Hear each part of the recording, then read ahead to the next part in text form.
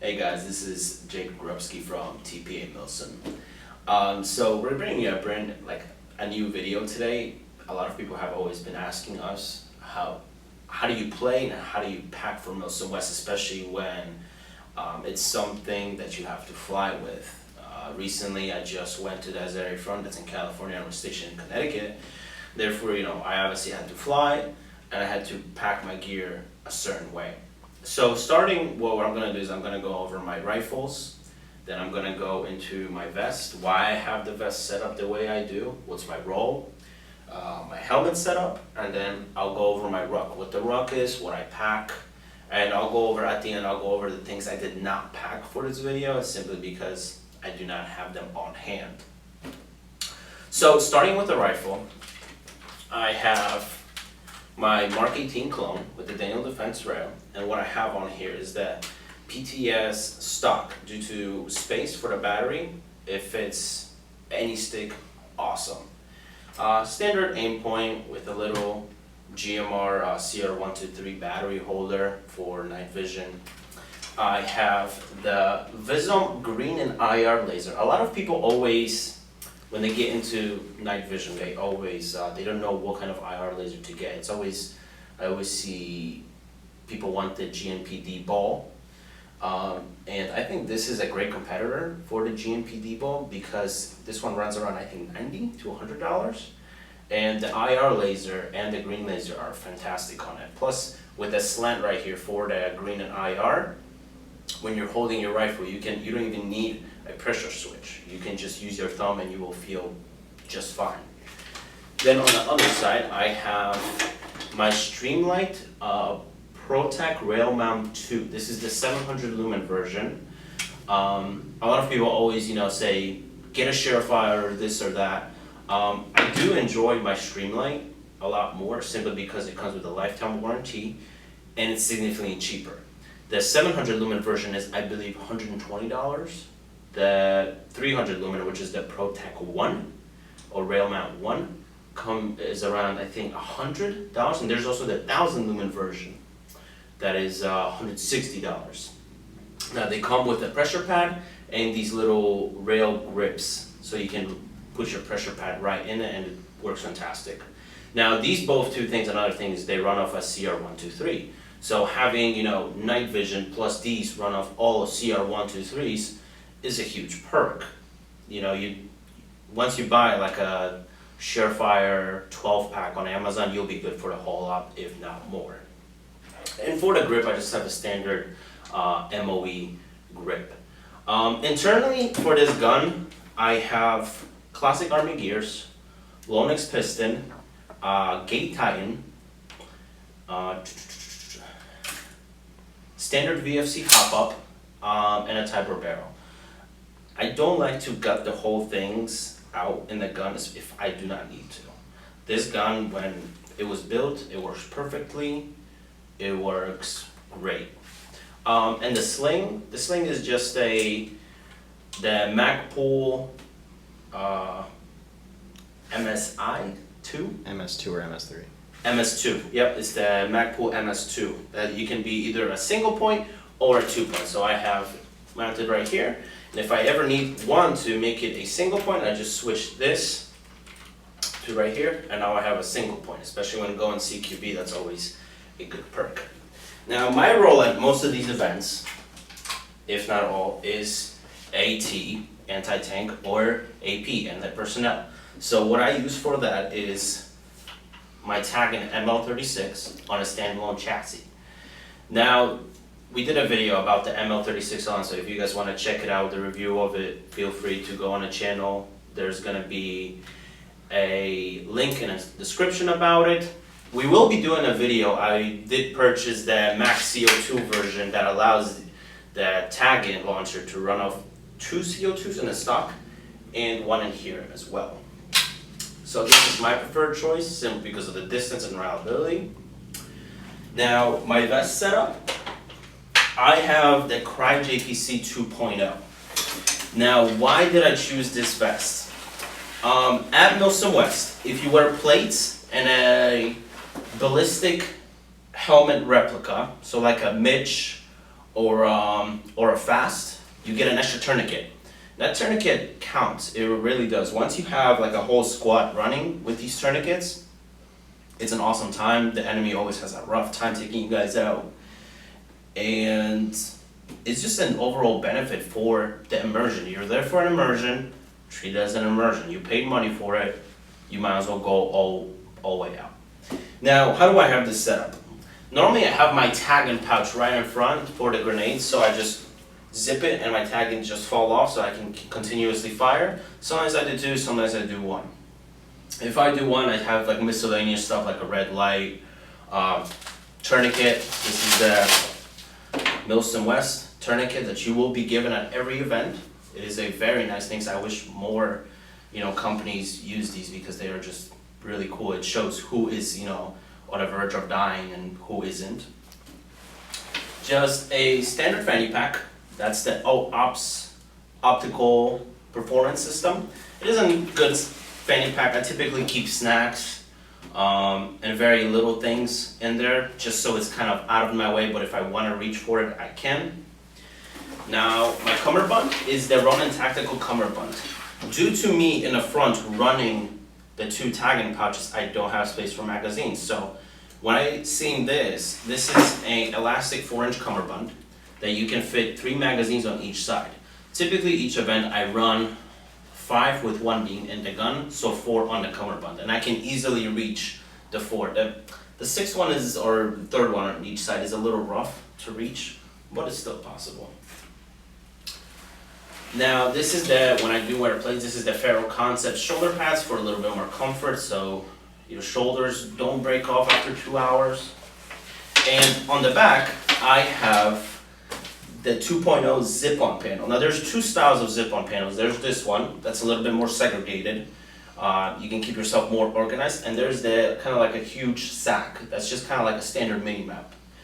Now I chose this one because typically right back here is where I keep all my tagging rounds. So like let's say I need to get more ammo. I can tell my buddy in the back, 2nd pouch from the bottom, I have my Reapers.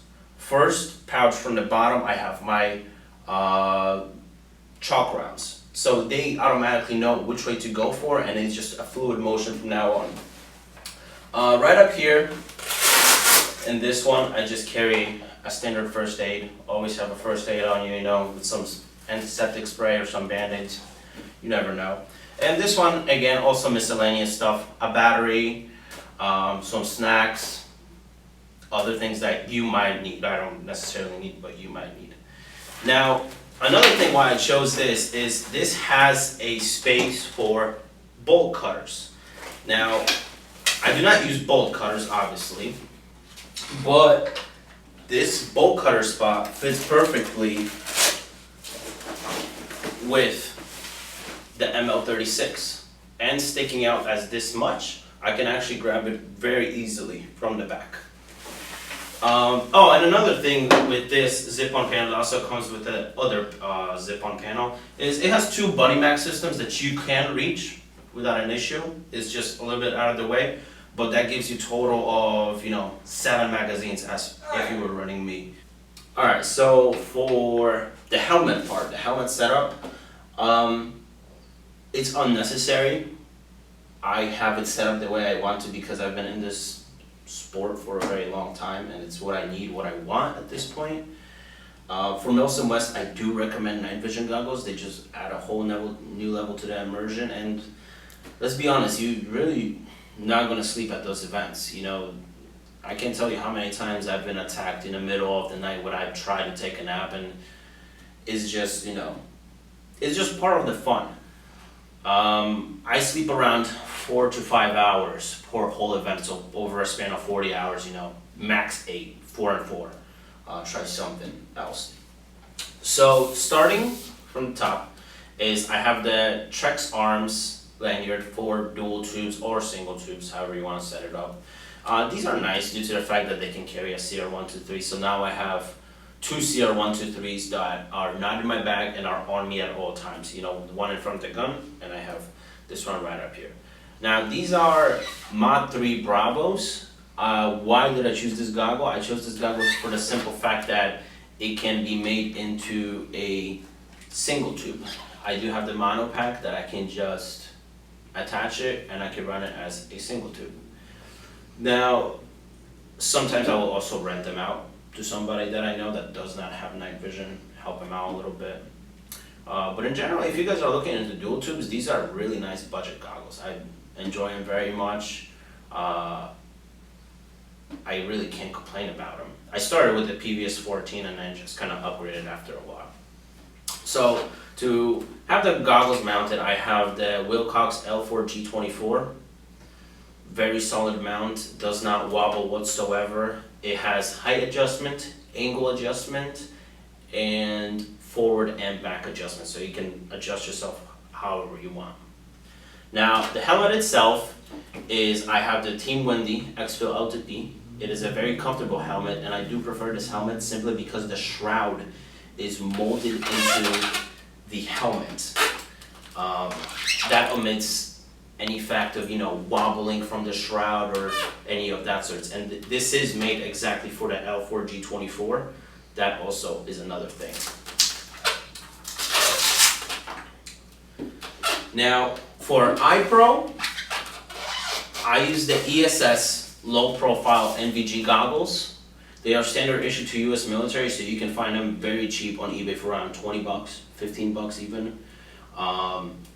They do fit with a prescription. As you can see, I wear glasses, so I need to have the prescription. I will not ever wear contacts ever again to a Milsim West because it's just a struggle putting, contacts with dirty hands. It's just, I do not recommend it. If you're playing airsoft and you have glasses, invest in the prescription insert.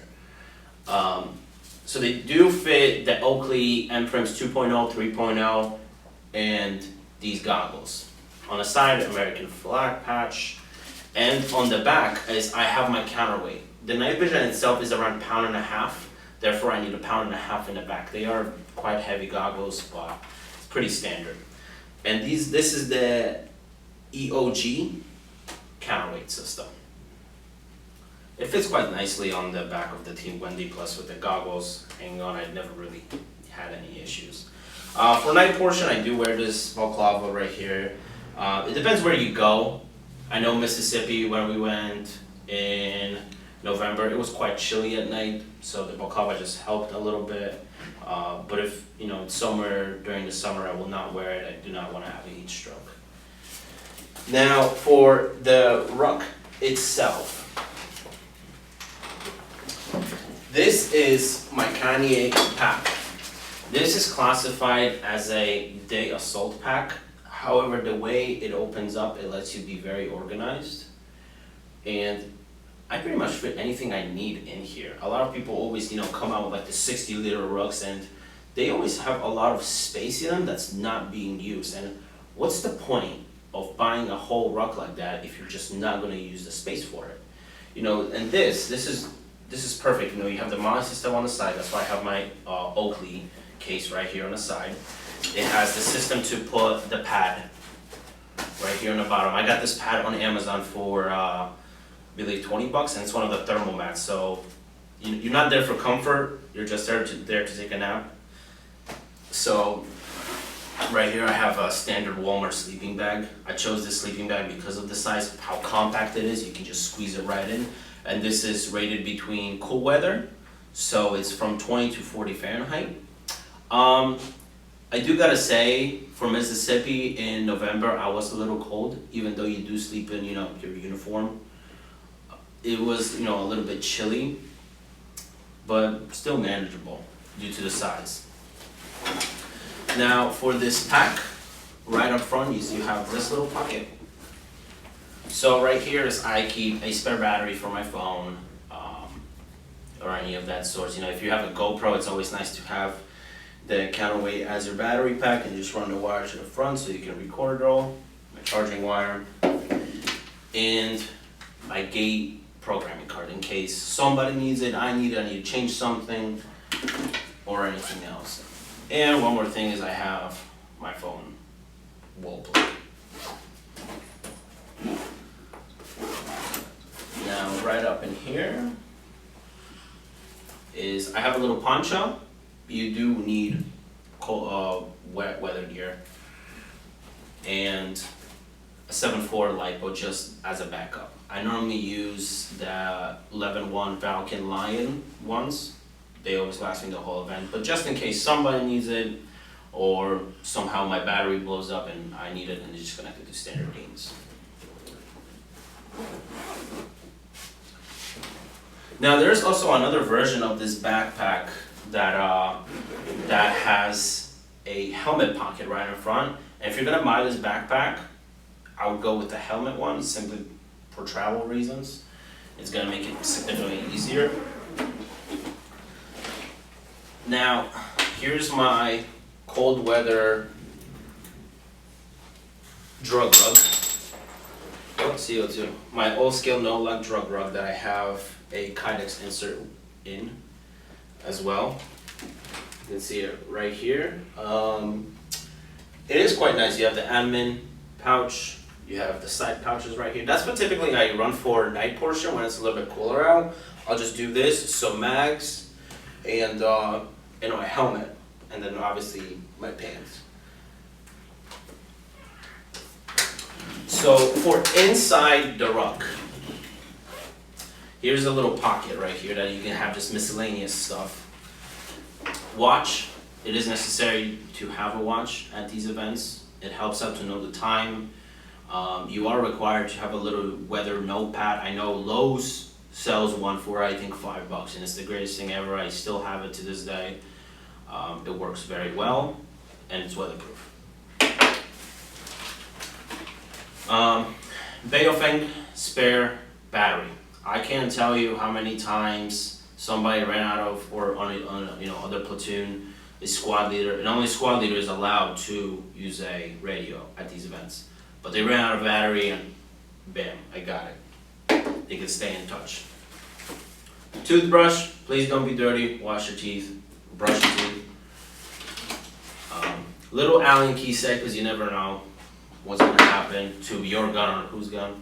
Pencil, just in case. This is my Surefire battery pack. This is the pack I bought, months ago, and I still have 4 of them. Works very well. Headlamp that is white and red light. It is very useful, especially at night when walking, patrolling, or have to read a map. Just turn on the red light and you're good to go. This is the red light that I got from Walmart. They're $1 each, and it's just a simple press, and then it blinks and it turns off. Works very well for $1. And you can typically I just stick them right on the side of the JPC, and then when I need to, I'll just pull it out. Here's another set with screws or screwdrivers, anything for myself or anybody else. You never know. It's better to be prepared than not prepared.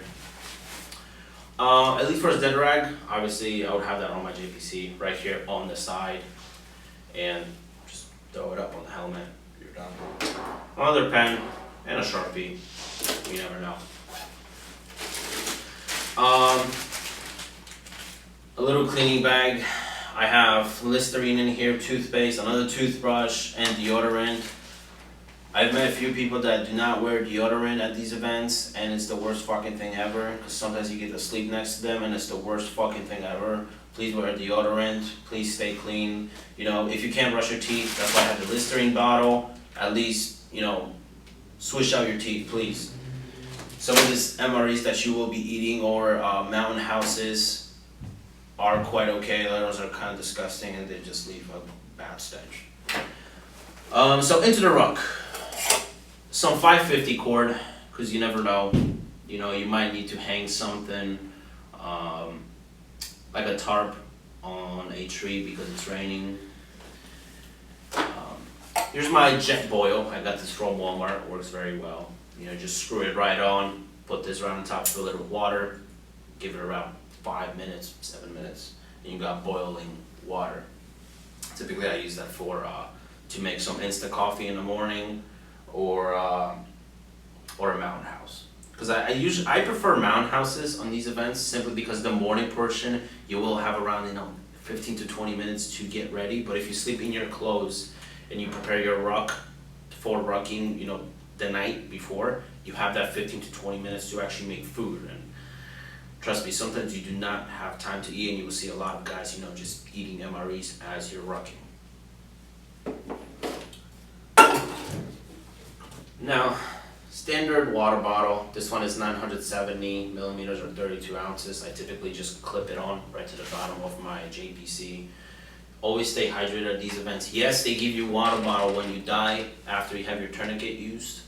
However, it's good to have your own water source. I do not have it on me right now, but I typically carry like a gallon and a half right on the side. You gotta realize, once it might be rough at first, but as you start using that water, it's gonna get lighter. So, and there's always somebody that forgets water, somebody that gets thirsty. The whole point of these events is to kind of bond with people, get the immersion. So you want to share what you have. Always carry one of these around on you at all times. I can't tell you how many people do not bring a speed loader to these. Yes, you are limited to 500 rounds, and a lot of people think that I'm just gonna have 5 mags or 6 mags and I'll call it a day and I'll never have to reload. No, you will have to reload, and one of these little suckers will help you in the long run. Especially, yes, they can take your ammo, but when you're under attack, you can always, and you're gonna lose the position, and this is full, you can always smack one right into the mag, and they cannot take the ammo back. Socks, always have socks. Invest in some wool socks, something that's not, plastic, because your feet will be sweating, and when they sweat, they will smell. I can't tell how many people have smelly feet because they picked the wrong socks. Plus, it's comfort. You're gonna be walking around running all day. You want something with comfort. Baby wipes. These are the greatest fucking things ever. Let me tell you, when you gotta go number 2 in those woods, this is the greatest fucking thing ever. Yes, they sometimes do have bathrooms, like the porta potties. These fucking things are great. And there's CR123 and some of my tag and MO36 casing, just in case. Now, some of the things that I did not have in here at the time of recording is a 6-foot tarp. Typically just got it at Walmart. You never know when it's gonna be raining. Typically in the south, the weather changes like this. One day it might be sunny, the last day it's gonna be pouring rain. Plus, what I did when we went to Mississippi in November is I put the tarp right over me as I was sleeping because there was heavy wind, so I just put rocks all around, or I'll have somebody else put rocks all around, and that just stops the wind from going right under, keeps me a little bit more warm. Right in this small compartment, right in the back, I will have my MREs and my food strictly. I do not want to mix anything else in there. Maybe some snacks as well, but this is strictly food, so I know where it is if I need it or somebody else needs it ASAP. And that really concludes it all. I mean, whatever else this is kind of my setup. This is things that are highlighted in red on the Milsim West packing list that you always need. And also some things that, that I need because it just makes it easier for yourself. If you guys have any questions regarding when it comes to flying, we'll make another video, when it comes to flying with gear. Significantly more stuff, because then you have cases, you have to pack a certain way.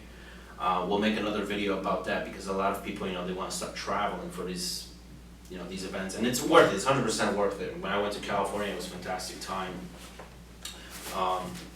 It was great. I mean, the people were great, the event is great. Josh always throws out a great event. He's always, courteous about people coming out a long way. He always makes sure you had a good time. But yeah, if you guys have any questions regarding gear, what you should get, or general questions about these events, feel free to comment down below. You do not have to start out with this exact gear. You can go a little bit lower, but understand that you will be using it pretty roughly. You'll be running with it, mud, rain, sand. So make sure you don't go bottom of the line because it will fail on you. I've seen one guy's JPC fail on him, and then the guy was done really. I mean, your mags, everything that's been holding on you is now gone. You're just running basically blank chest. It's a really rough time.